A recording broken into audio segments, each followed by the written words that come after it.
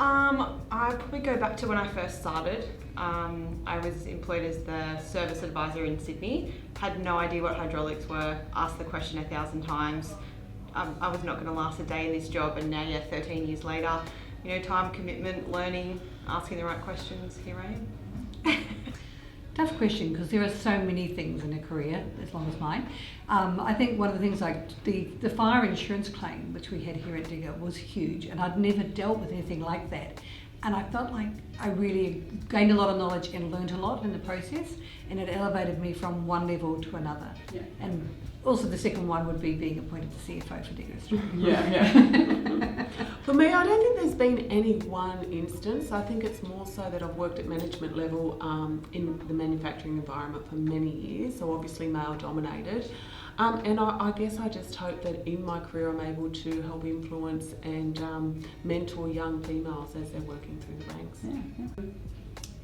I think over time I've just learned to say no. Yeah. Well, I've been kind of the opposite with Digga. I've learnt to say yes. Especially because in group situations where I'm like, oh, maybe I won't take that on or something like that, I've actually learnt to be like, you know what? Let's go for it and see what happens. That's great.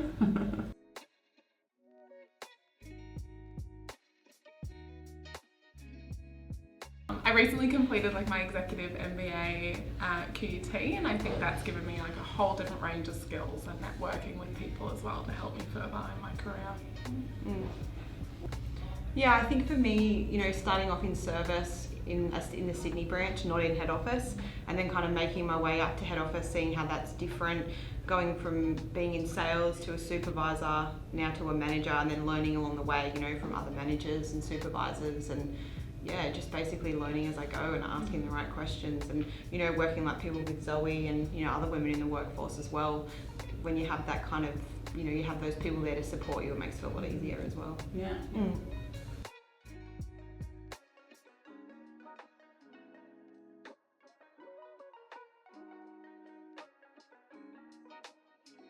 Yeah, I can pretty much say the same thing. Yeah. I was working in finance management for toll transport, and I wasn't enjoying my role.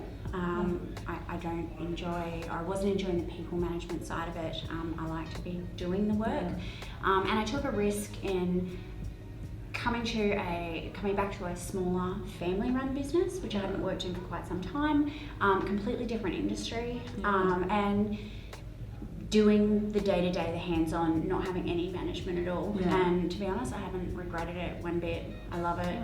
Been here for almost 6 years now. I'm actually quite similar, completely different industries before this one, but yeah. I think for me, it was going out temping in my 30s. I left I'd been in 2 very long-term roles before that, and I actually had a bad boss who sort of made some very mad comments about me in an executive meeting, and as a result of that I decided, well, I'll go out temping. And being in a temporary situation where you're walking into strange companies and you have to really fake it till you make it was really good for me, and it led me to more senior roles that I didn't think I was up to until I did that. But at the time it was extremely brave, because you had no guarantee of a job the next day or whatever. So. Yeah.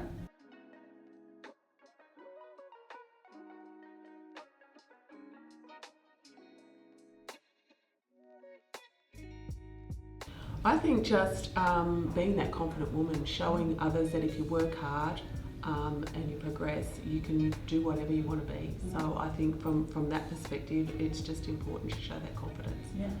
And I think from my point of view, I have a young family, so being with a business that supports women who want to go off and have their children, but still give them the ability to come back and have that career. Women in the workforce shouldn't be made to feel bad if they need to look after their children, or they want to go and have children, but then having a company who supports that and understands it can make it a lot easier. And listening to what they want, juggling a family and life and career can be difficult, but if they show that they want to stay here and do the best of both worlds, you try to help them in both ways. I think for me, mentoring is sharing what you've been through and what you know, but without saying that that's the right answer for something. And I think for me, I'm so open to giving feedback on what I've done badly just as well as what I've done good as well. If people can learn from my mistakes, not have to make them, I think that that's a great thing. But I think mentoring for me, it doesn't matter who it is or what role that they're in or what gender they are, but it's about sharing the good and the bad. Okay, good answer.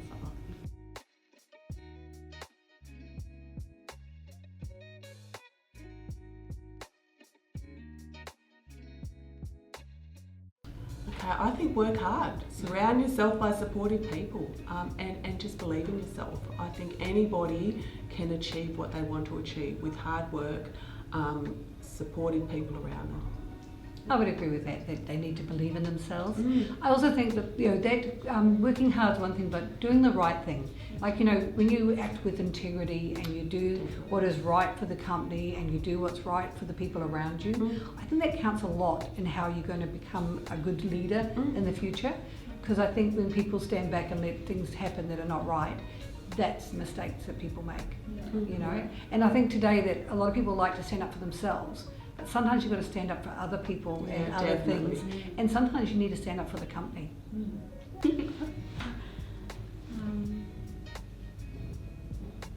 What advice would you give to young women starting their careers based on your own experiences and achievements in the workplace? Back yourself. Yeah, if you believe in something, or if you believe that something is right, or if you get a feeling that something isn't right, question it. I was taught years ago by a manager that I had. She always said that, especially in working in finance, if something doesn't feel right or something doesn't look right, question it. Don't just go without, oh no, that's just how we do it, or no, that's just what's done, or that's just the outcome that we get. Always question it, because just because it's been done a certain way for a certain amount of time doesn't mean it's right. It doesn't always mean that it's the right way of doing it either. There could be an easier or better way.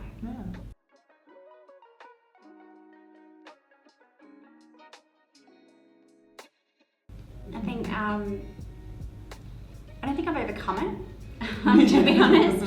It's definitely still there, and it's a part of my day-to-day. But I think keeping myself in the mindset that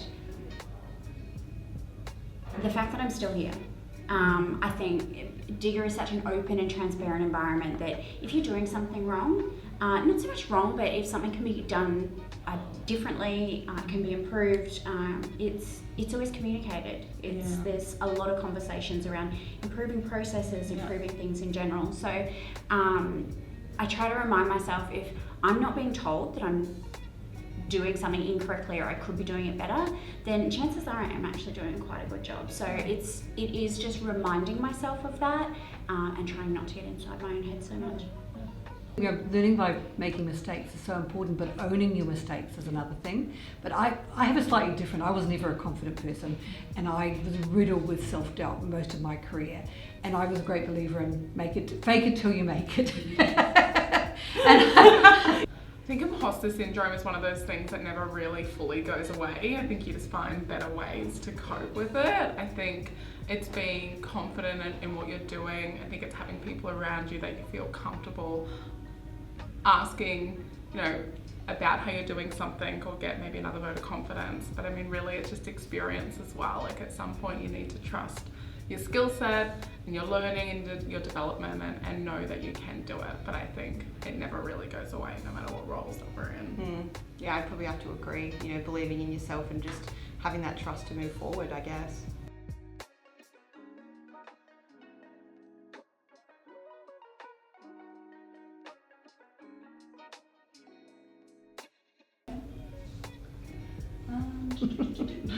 Okay. What have been some of the key lessons you have learned throughout your career, and how have those lessons influenced your approach to work? Oh, this is a tough one. I think one of the things I've learned is, and probably earlier on, and probably more so in the HR space, but no, I think in any role, is understanding people. We're all different. We all come from different backgrounds. We all learn differently. And respect those differences and understand how we can then relate to those people. I think for me it's sort of a key lesson. you know, again, I come back to that doing what's right. But the other thing more than that, you do have to and realise that everyone is different, but some people don't do the right thing, and you do have to stand up against that. That there are times in your career where if the behaviour we ignore is the behaviour we accept. And sometimes we need to stand up to that. And often as women, we don't. Often as women, we're too malleable and too nice. And sometimes you need to say it. Sometimes you need to stand your ground and not just let it go by. Okay. Very true.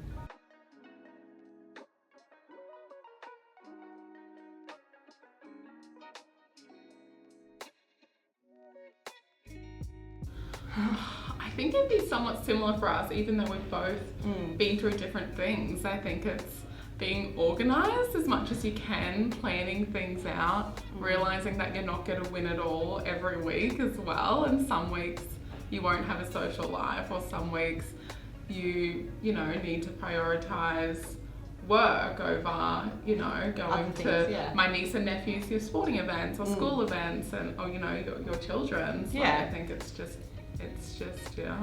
Yeah, and I've always, wanted my own career, and I love my kids, don't get me wrong, but I always wanted to get back into my career and focus on that as well.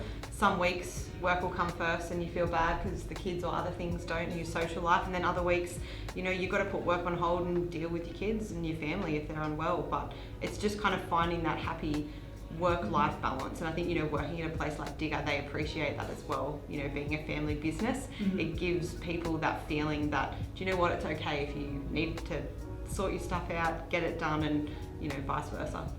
Yeah.